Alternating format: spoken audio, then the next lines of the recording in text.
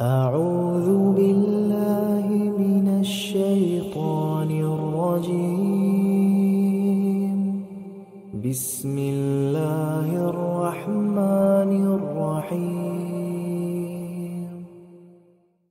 ويل للمطففين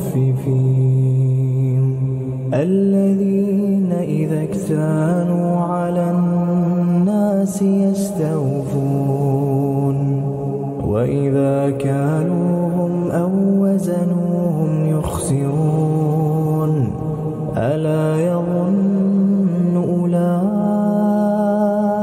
أنهم مبعوثون ليوم عظيم يوم يقوم الناس لرب العالمين.